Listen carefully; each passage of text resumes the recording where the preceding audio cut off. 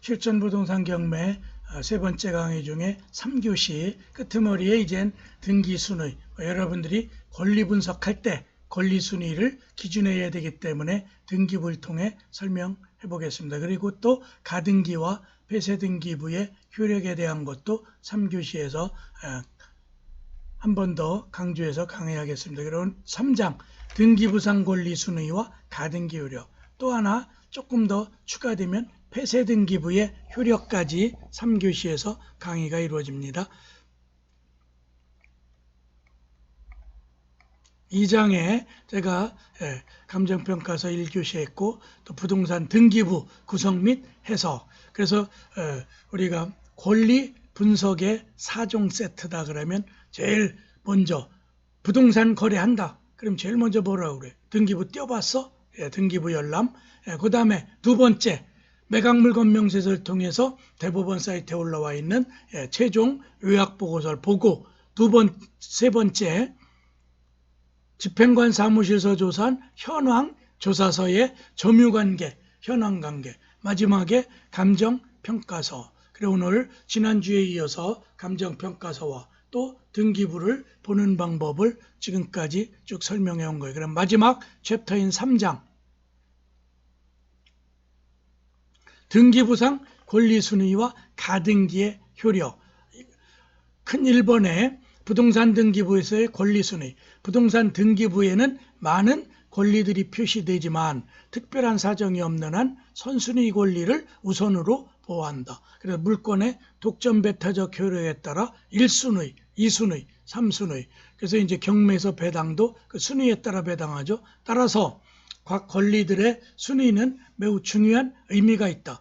등기 순서는 갑구 대 갑구끼리의 순위 번호가 있고, 또는 을구 대 을구, 또 같은 구에서의 등기 순위는 순위 번호에 의해 결정된다. 그리고 갑구 대 을구, 구가 다를 때 이걸 별구라고 그러죠. 즉 다른 구 사이의 등기 사이에는 그 순위가 그 등기소에 1년 동안의 연번호를 접수번호라고 그러거든요. 동시에 겹치지 않거든요. 1년 단위로. 그래서 접수번호에 의하게 된다. 그래서 갑구에 있는 A 권리와 을구에 있는 B 권리 중에 어떤 게 빠른지는 같은 등기소에서 접수했기 때문에 A의 접수번호하고 또 을구의 B, 그래서 을구에 있는 게 1년 정도 전에 됐다면 연도에 의해서 당연히 B가 앞서겠죠. 그렇고 또 같은 연도에 될 때도 접수번호가 A구에는 25,000번, B는 18,000번 이렇게 돼 있다면 B에 있는 게 권리가 앞서는 거죠.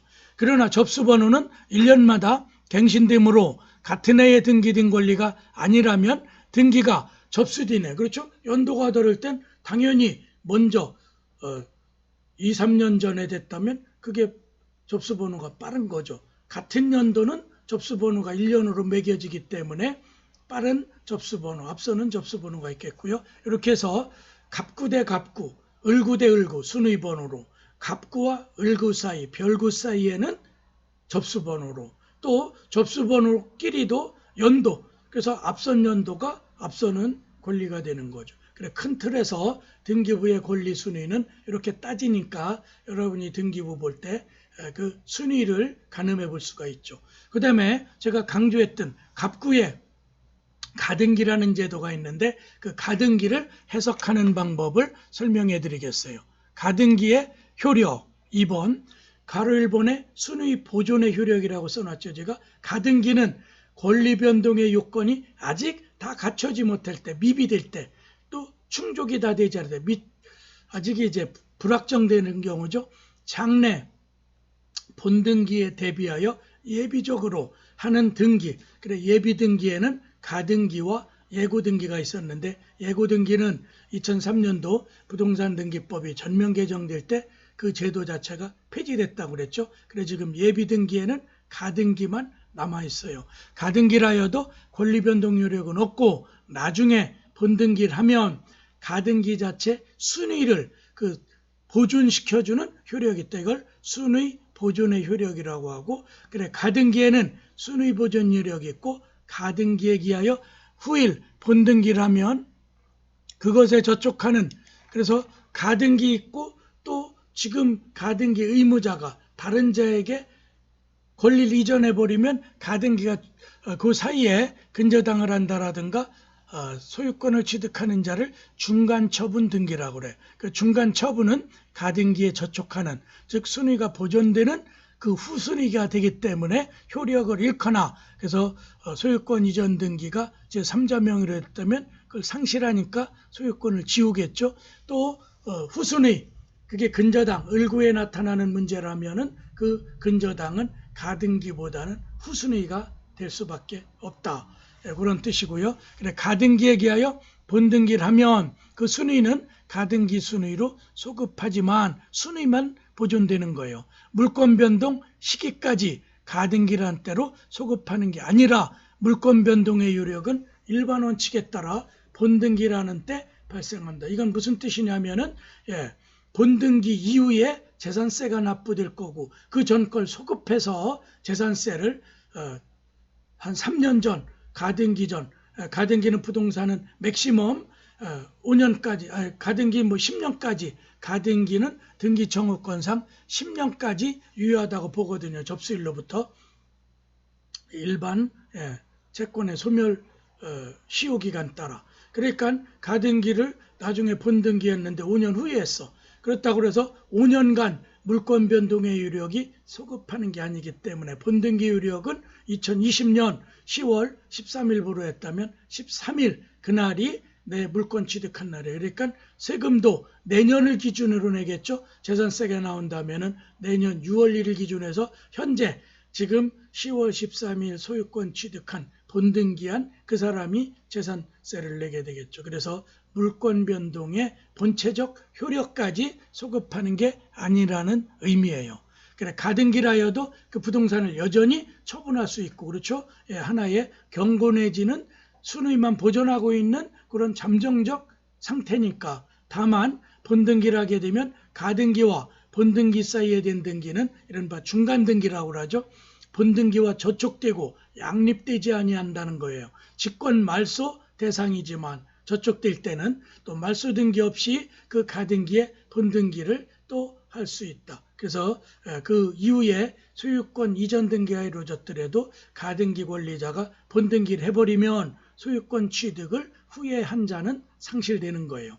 이러한 중간 처분 등기는 본등기 될 때까지 유효하며, 까지인데 여기가 본등기가 되지 아니하고 가등기 자체가 말소되면 그대로 유효하게. 그래서 가등기가 접수되고 10년이 지나면 가등기는 등기 청구권이 소멸한 거예요. 일반적 채권에 따라. 그래서 10년이 가령 2020년이니까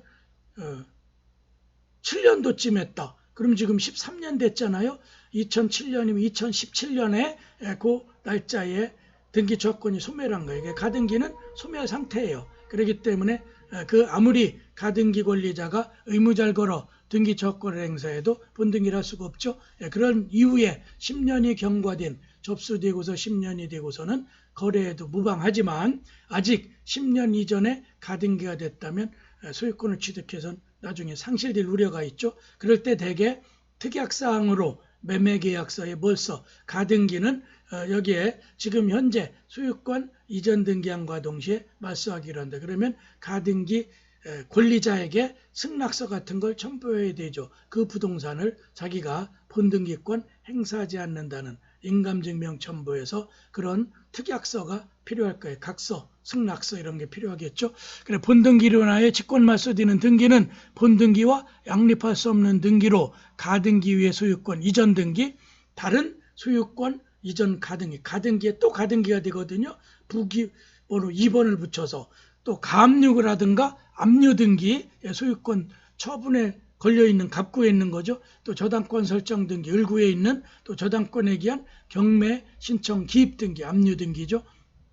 전세권 등기, 지상권 등기 등이 그런 후순위 권리로 되거나 저촉된다면 말소 대상이 되는 거죠. 그러나 가등기 후 처분금지 가처분 등기 등은 직권 말소되지 않고, 왜냐하면 여기서 처분금지 가처분이라는 건 그 본안소송을 제기함에 이 본안소송 이후 가처분 등기 이후에 그런 지위나 계쟁물의 권리를 다시 처분하지 못하게 한 거거든요. 그래, 본안소송의 승소 여부에 따라 가처분이 유효하게 되면서 가처분 이후에 근저당권 설정된 거 이런 건 다 지워지고 또 그 가처분 등기 자체의 효력 순위를 바꿔놓을 수 있기 때문에 바로 지워지는 건 아니다. 그래 가처분을 조심하라는 이유가 그런 뜻이에요.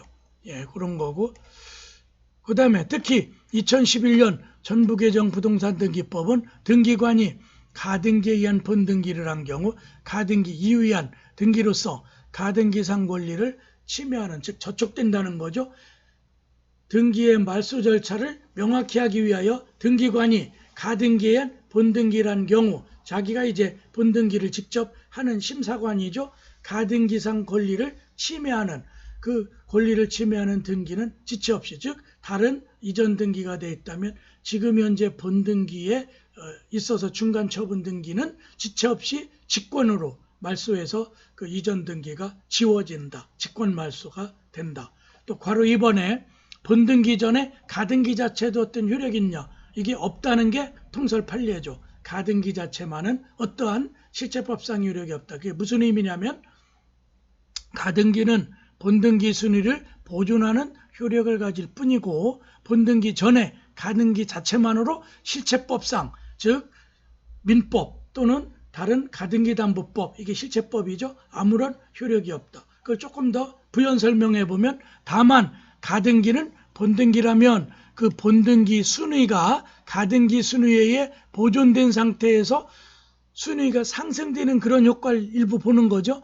가등기 후 본등기 전에 그 부동산에 대해 거래하는 자의 권리는 가등기에 기한 본등기라는 경우에는 직권, 말소될 수 있는, 저촉되는 한에서 이전 등기가 무효가 되죠. 경고적 효력 정도를 갖고 있다. 그래서 이게 무슨 뜻이냐면 내가 현재 가등기를 해놨어. 1년 전에. 그런데 지금 경매가 진행돼서 압류돼서 매각이 이루어졌죠.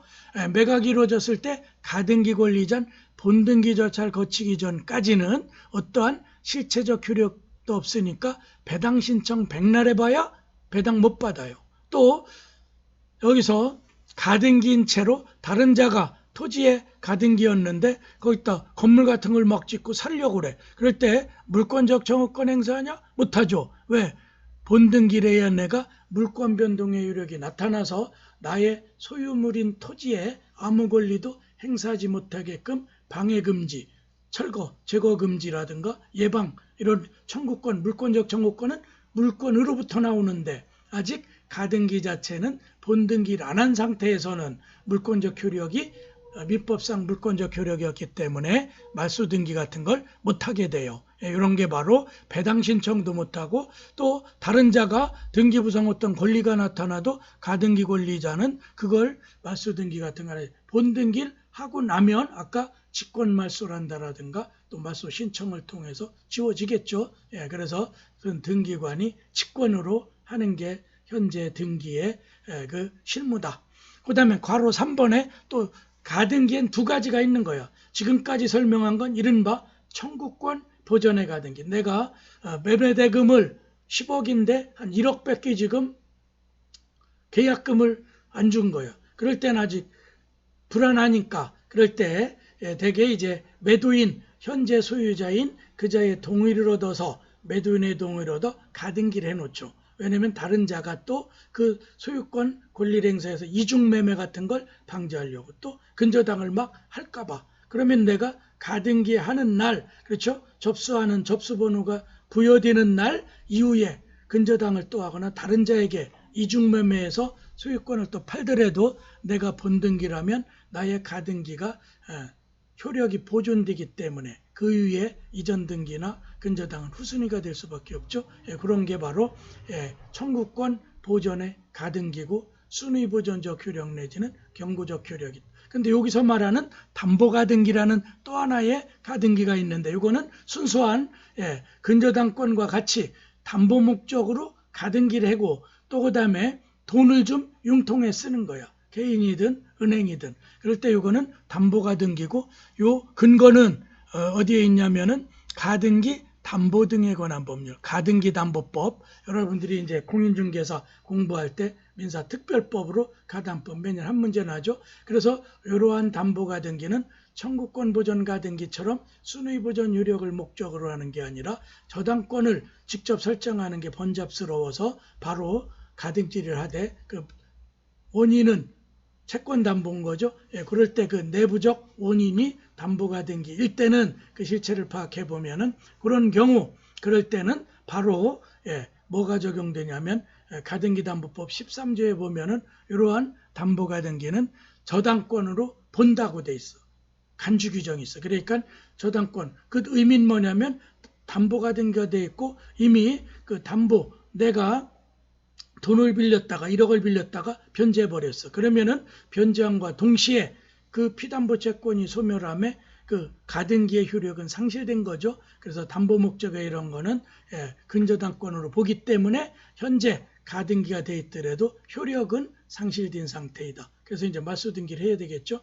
청구해서. 그래서 담보가등기는 청구권 보전가등기와는 달리 저당권 설정 등기와 마찬가지로 그 근거는 가등기 담보법 13조에 있다. 실체법상의 효력, 즉 우선 변제적 효력이 있을 뿐이지 거기에서 채권이 소멸하게 되면은 현재 등기부상 나타나더라도 말소 대상이 된다. 그 대신 저당권으로 보니까 우선 그 가등기 설정한 날 기준에서 우선 변제적 효력은 있다.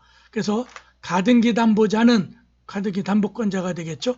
청산 절차를 거쳐 직접 담보부동산의 소유권을 취득하거나 경매를 또 신청할 수 있고 근저당권자처럼 다른 채권자에 의하여 경매 절차가 개시된 때에 참가하여 우선 변제, 배당 신청 같은 걸 하면 되죠. 담보가등기는 가등기 담보법상 저당권에 준하여 취급한다. 그래서 저당권으로 본다고 돼 있어요. 그 다음에 큰 가등기 2조? 3번 맞네. 폐쇄등기. 폐쇄등기라는 건 목적물이 멸실되면 건축물 대장도 폐쇄하겠고 그렇죠? 또 그 다음에 등기부도 폐쇄해서 구등기부로 남는다고 그랬죠? 폐쇄등기의 뜻이에요. 그래서 폐쇄등기부의 효력을 보고 있어요. 그래도 그 폐쇄등기부는 영구 계속 남아있죠. 그럴 때 여기에는 잠재적 효력과 또 소송을 제기하게 되면은 증거 방법, 증거 입증의 효력이 있다는 거예요. 그 두 가지 효력을 설명해 보겠어요. 폐쇄등기부에 기재되어 있는 등기는 이른바 구등기죠. 현재 등기로서 효력은 없다. 왜? 그 이후에는 거기에 기입등기, 기재등기를 안 하니까 폐쇄등기부에는 어떠한 등기사항도 그 이후에는 기재할 수 없으며 기록 안 하죠. 폐쇄된 때로부터 그 등기부는 부동산의 권리관계 그대로 공시한다는 등기부로서의 주된 기능은 상실한다. 공시적 효력이 없죠. 하지만 현재 등기로서 효력은 없지만 폐쇄등기부는 잠정적 효력과 입증 자료, 즉 소가제게 되면 그 구등기부를 떼어서 거기에 봐라 내 명의로 돼 있었고 그 이기 옮겨 적는 과정에 그게 다른 자로 성함이 틀려 있다. 그래서 다른 자가 권리를 행사하고 막 했다. 뭐 이런 입증 방법으로 중요한. 그래서 잠재적 효력과 입증력이 있다는 거죠. 증명력 이런 게 있다. 중요한 역할을 하게 됨을 주의해야 한다. 폐쇄등기부상의 등기가 신등기 기록이 2기 옮겨 적는다는 거죠. 옮길 이자에다가 기록할 기자.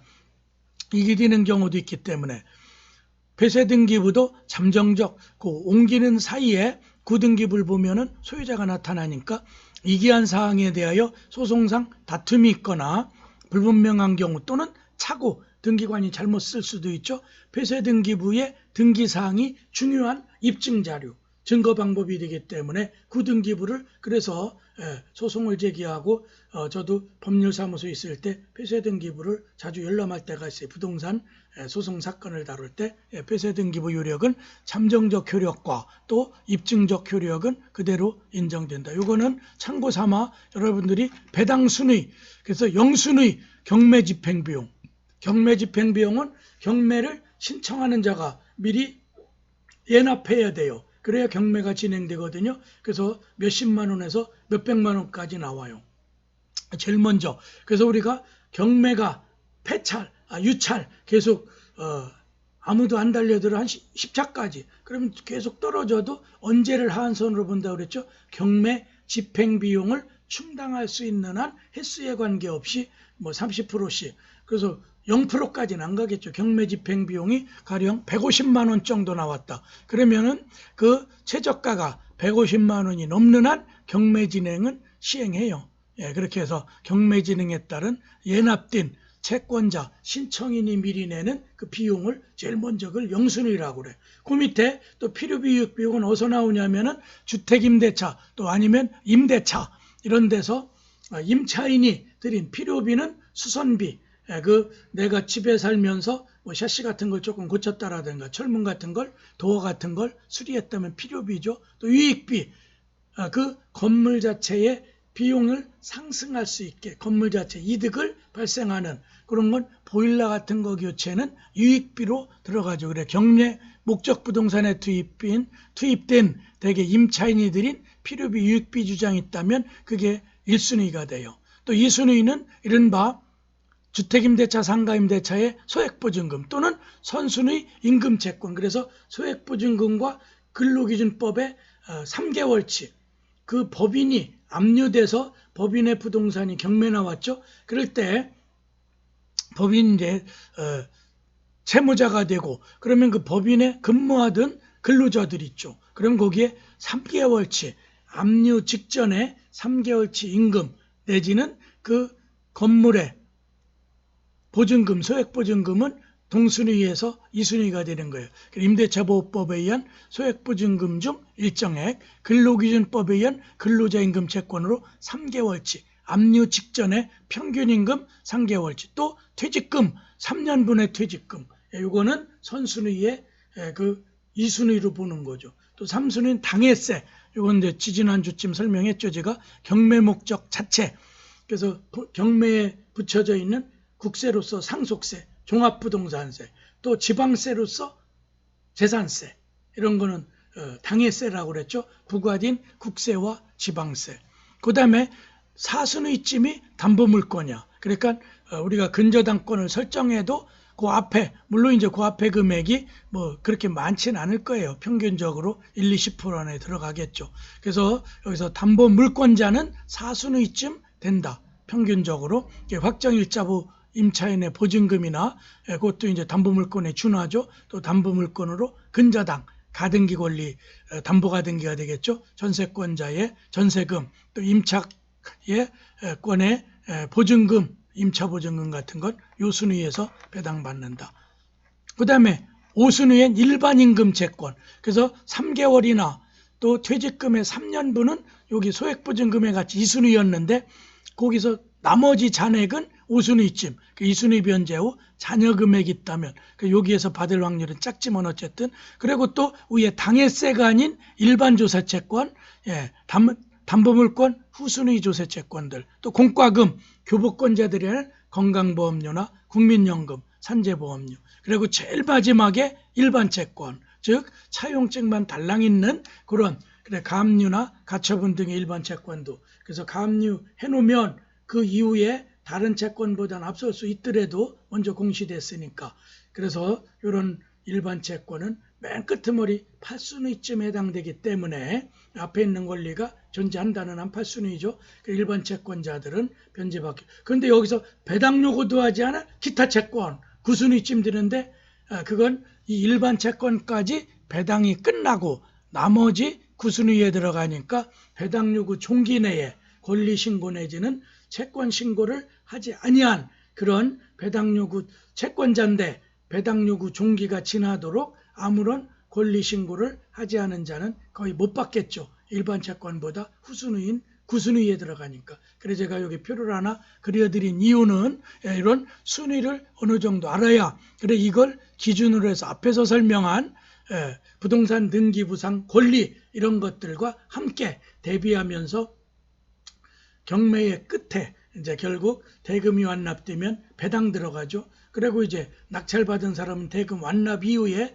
인도명령 내지는 명도소송을 통해서 부동산 경매 절차가 완전 종료되는데 배당 순위를 어느 정도 머릿속에 그려놓으면 어느 정도 배당이 이루어지는지 궁금증이 좀 해소되기도 하고 명도 저항의 강도 같은 걸 명도를 거부하는 그런 것들을 미리 사전에 볼 수 있다. 그래서 배당 요구 종기도 제가 중요하다고 얘기했잖아. 그렇죠? 신민사집행법이 시행되면서 배당 요구 종기제도가 들어와서 최소한 압류 2, 3개월 내에 배당 요구 종기 1 경매기일 이전이라고 그랬죠. 그 전에 채권자들 숨은 채권자들이 요 순위에 따른 배당을 위해서 다 신고하게끔 돼 있잖아요. 또 그런 신고를 누락된 자는 교부권자 또 일반 채권자로서 결국 배당 못 받게 되니까 그래서 어느 정도의 깜깜이 경매 진행을 막자는 게 배당 요구 종기제도예요. 오늘은